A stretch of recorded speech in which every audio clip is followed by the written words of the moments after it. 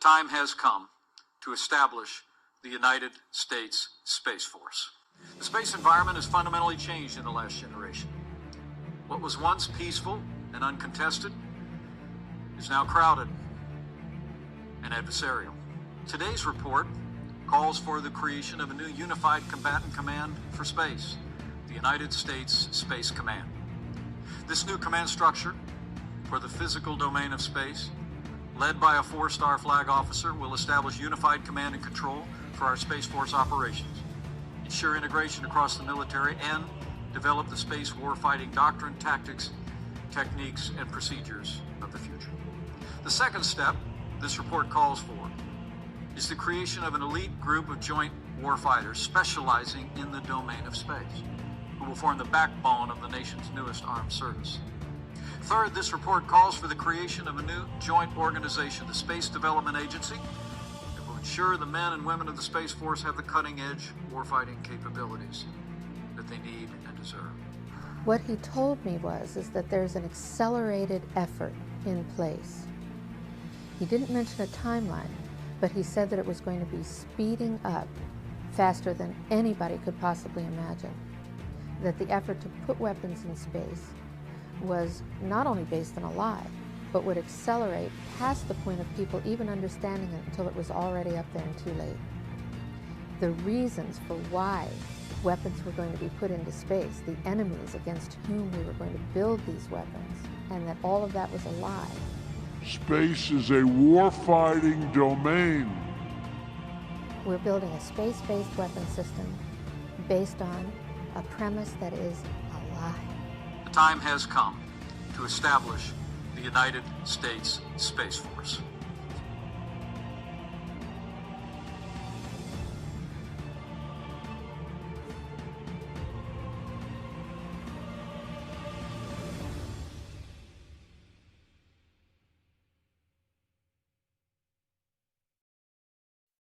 You can tell it's real because it looks so fake, honestly.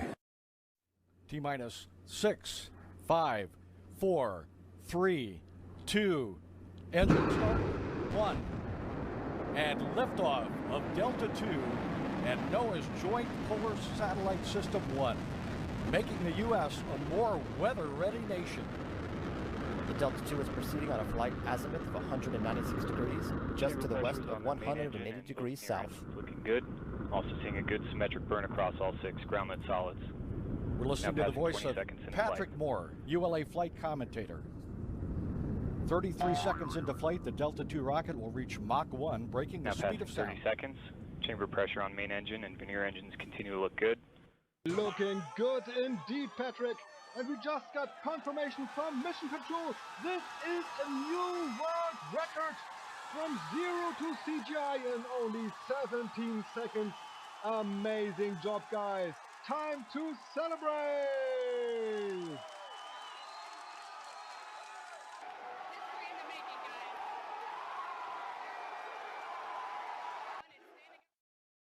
Is the Earth flat? You talking about this Earth? Yeah. Oh yeah. Oh! Super flat. Oh. I never knew.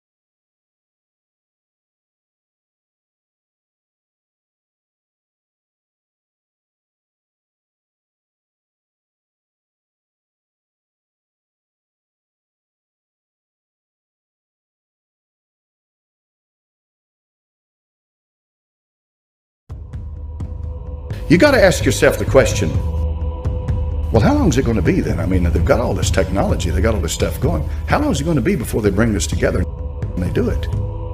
They're already doing it. It's already happening. It's already happening.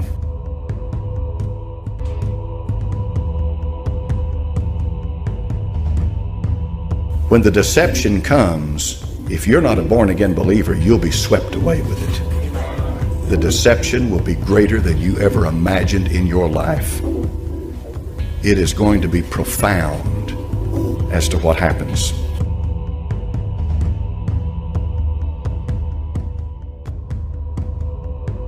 People in the high places are Satanists. They're Illuminati. Spiritual power in high places that will bring about a one-world government. And by doing that, they intend to rule the world. And they have the help of a whole mass of demonic spirits who are able to perform all kinds of miracles, deceptive miracles, manifestations, and all of this stuff to help them to bring about that one world government. And the goal is so that they can put one man up and worship him as God, the Antichrist.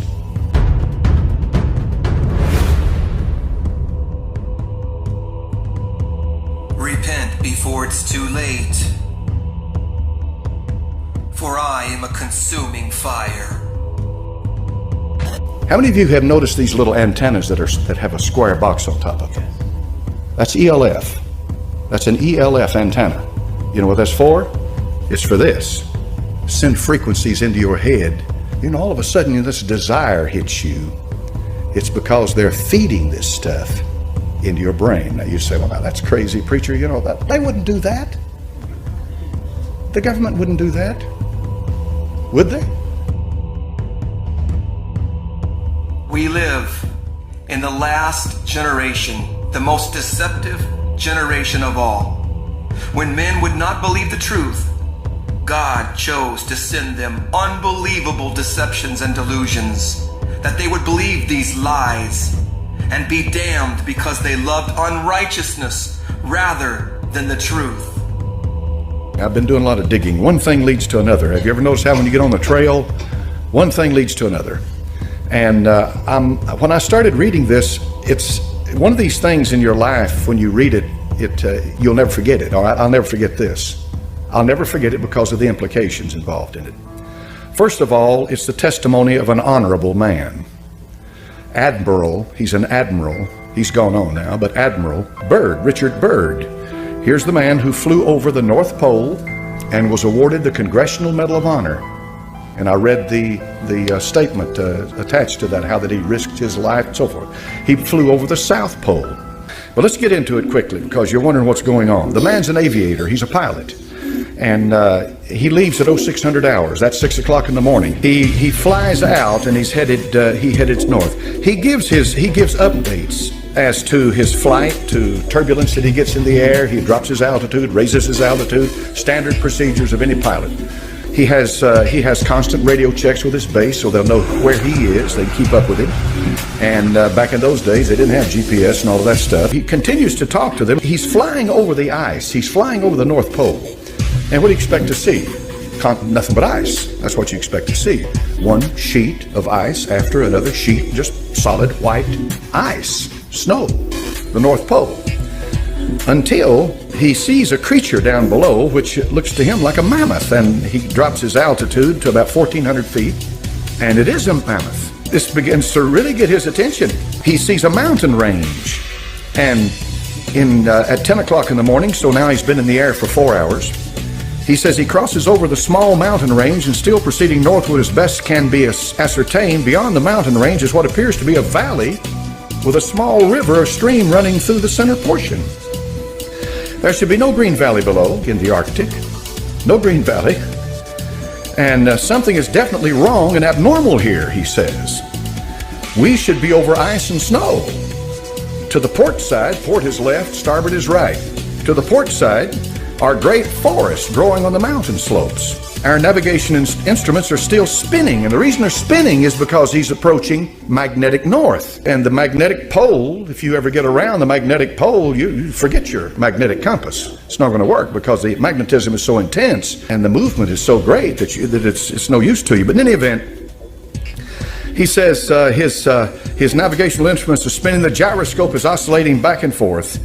Then he sees this beneath, and he says, at 1,400 feet, and I execute a sharp left turn to better examine the valley below. It is green with either moss or some type of tight-knit grass. The light here seems different. I cannot see the sun anymore. We make another left turn, and we spot what seems to be a large animal of some kind below. It appears to be an elephant. No, it looks more like a mammoth. This is incredible, he says, yet there it is. He decreases his altitude to 1,000 feet and he takes binoculars to better examine the animal. It is confirmed it is definitely a mammoth-like animal. Report this to base camp. At 10:30 hours, he encountered more rolling green hills. The external temperature indicator reads 74 degrees Fahrenheit. He's in the North Pole. Continuing on our heading now, navigation instruments seem normal now. I'm puzzled over their actions. Attempt to contact base camp, radio's not functioning. And now what follows is one of the most incredible things I've ever read in my life. And let me put it in the context of this. When Satan showed the Lord Jesus Christ the kingdoms of the world in a moment of time, he did just that. He has power. There are things going on that there is absolutely no physical definition or logical reasoning to, but the existence of it cannot be denied. And this is what's happening here. In 11:30 hours, countryside below is more level and normal. If I may use that word, ahead we spot what seems to be a city. This is impossible. Aircraft seems light and oddly buoyant. The controls refuse to respond. My God, he says, off our port and starboard wings, a strange type of aircraft. They're closing rapidly alongside. They're disc-shaped and have a radiant quality to them. They are close enough now to see the markings on them. It is a type of swastika. This is fantastic. Where are we? What has happened? I tug at the controls again. They will not respond. We're caught in an invisible vice grip of some type. 11:35 hours, our radio crackles and the voice comes through in what appears to, in English, with what appears to be a slight Nordic or Germanic accent. The message is, welcome, Admiral, to our domain. We shall land you in exactly 7 minutes. Relax, Admiral. You are in good hands. I note the engines of our plane have stopped running. The aircraft is under some strange control and is now turning itself. The controls are useless. In plainer words, he's been taken over completely. Now, up to this point, you're going to say to yourself, well, this is a madman. Or you may say to yourself, I know the power of the devil. I know how he can deceive. And what follows, he is taken into a city by blonde-haired men who look like these Aryans that Hitler and the rest of them were talking about in Germany. And then he's finally taken to their leader. And when he's taken to their leader, he has a conversation with him. He's their master. And that master tells him that essentially that they've been observing us on top of the earth where we live for a long time, and that we have gotten to the point by killing each other. And they're talking about the atomic bomb that had just been recently dropped on Hiroshima and Nagasaki. You know those two. And they were saying that we are going to have to do something with the people who dwell on earth. They tell Admiral Byrd that he's an honorable man, and he asks him, why am I here? They said, because you're chosen to be here. You're a man that we can trust. We're going to tell you what's happening. We're going to tell you all of this. They tell him. They send him back. So he goes back and he tells his superiors. And apparently they tell him to hush this up until right before he dies, this diary comes out. Because he said, I cannot leave this world without letting humanity know what has happened. I cannot leave. I must tell them what happened. Before we go any further, let's ask ourselves some questions. Number one, did he write this diary? Is this Admiral Byrd's diary? Did he really write this? Number two, if he really did write this, and this is legitimate, this is his diary, then something obviously happened to this man when he was over the North Pole. Something happened. Something obviously happened to this man. Number three, regardless of whatever happened to this man, he's convinced something happened to him, so it's incumbent upon us, what did happen to him when he was over the North Pole? All right. If you press this thing a little further and do a little more studying into it, you'll find out that there's an awful lot of people out there that believe the earth is hollow. That there's not a molten mass in it like they say. Now, if you're a Bible believer, you know this. You know that the heart of this earth, hell, is located. If you believe the Bible, all right? If you believe the Bible. And if you believe the Bible, the book of Revelation makes it very plain that the bottomless pit, which is hell, was opened, and out of that pit came these creatures upon the earth. They're coming out on the earth. They're coming out on the face of the earth. Now, that's a wild thing. This is why a lot of churches in this country, an awful lot of churches in this country, absolutely refuse to read or study the book of Revelation or preach from it, because it has some things in it that just literally blow your mind. And that's one of them, talking about creatures coming up out of the bottomless pit, Apollyon and Abaddon and all of that. But if I'm a Bible believer, I believe it's real. All right. You can get off and you can get way out in left field with a hollow earth theory. All right. And you can get in deep into all of this stuff that I'm just going to present it to you this morning in the context of what we're studying, because we're studying a deceit that's coming on this earth of unbelievable proportions. A deceit. All right, a deceit. Now, we know that Adolf Hitler, when he was Chancellor of Germany, was deep into the occult. We know they didn't do anything unless they consulted their occult masters and prognosticators and what have you. And that the German high command, Himmler and men like that, even Himmler himself was far more into the occult than Hitler, and Hitler was head over heels into it, but Himmler was deep into it. These men were guided every moment of their life by an occult satanic power and spirit.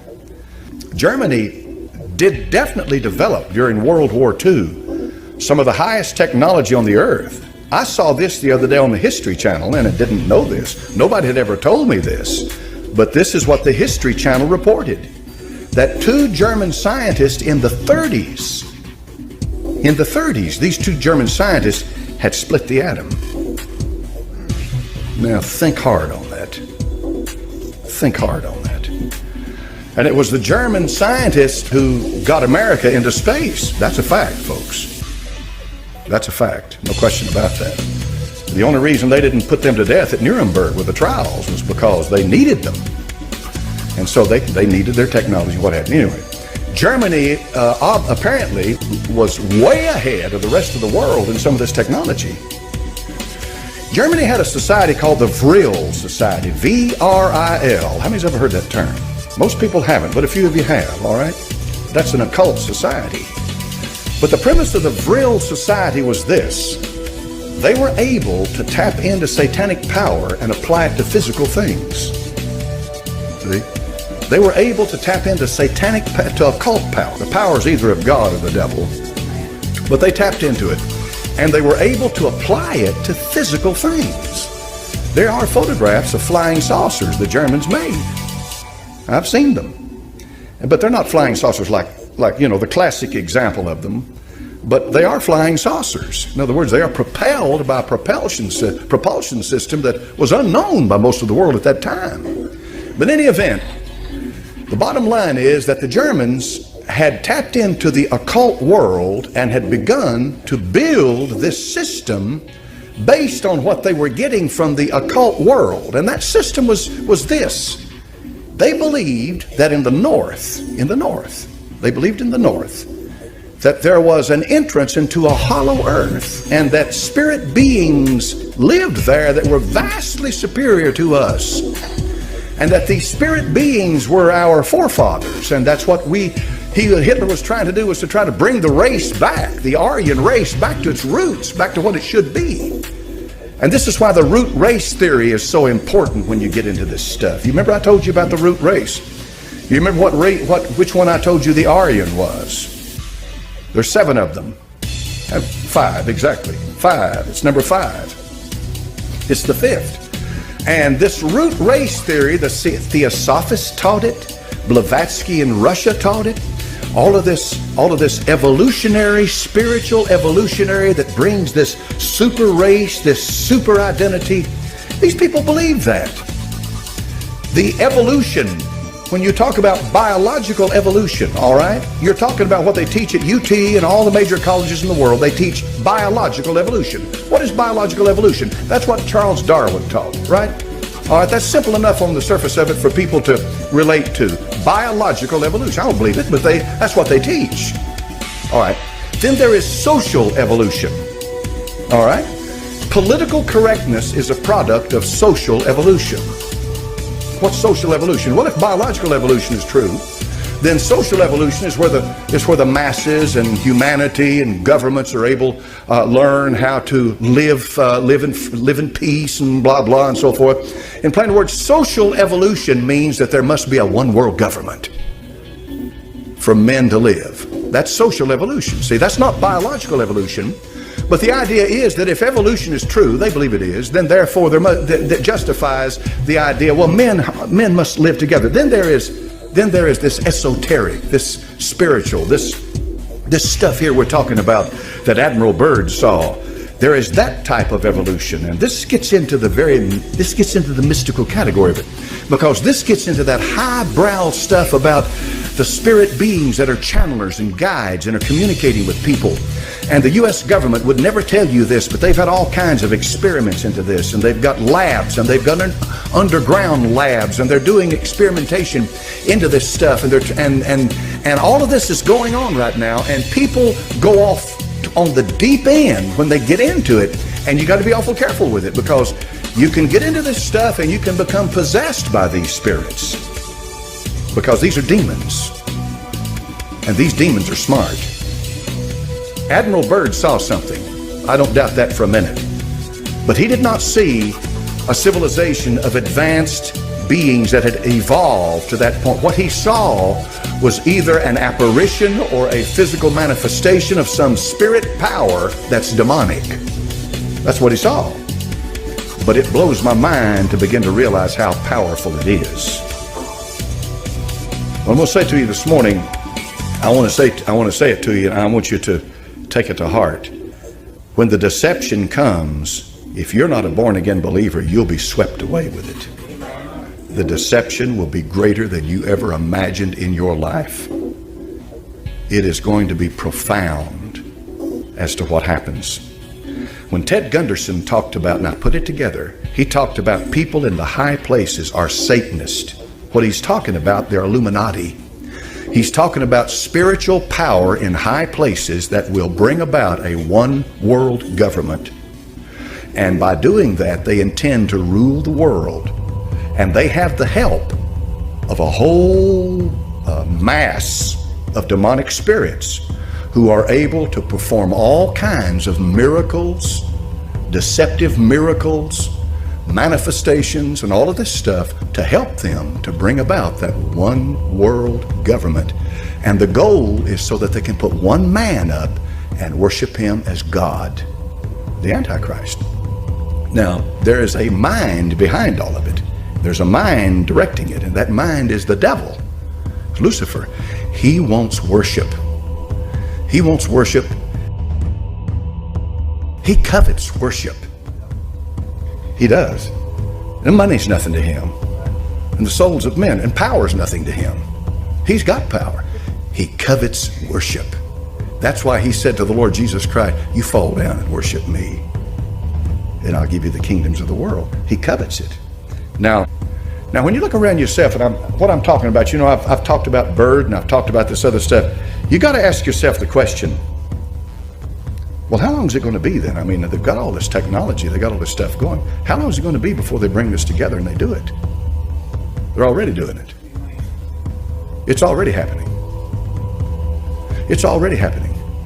When you look outside, how many of you have noticed these little antennas that have a square box on top of them? That's ELF. That's an ELF antenna. You know what that's for? Ostensibly, it's for this. Send frequencies into your head, and you wonder why. Why is it that I'm thirsty, or why would I like to have an ice cream, or what? You know, all of a sudden this desire hits you. It's because they're feeding this stuff into your brain. Now you say, well, now that's crazy, preacher, you know, that they wouldn't do that. The government wouldn't do that.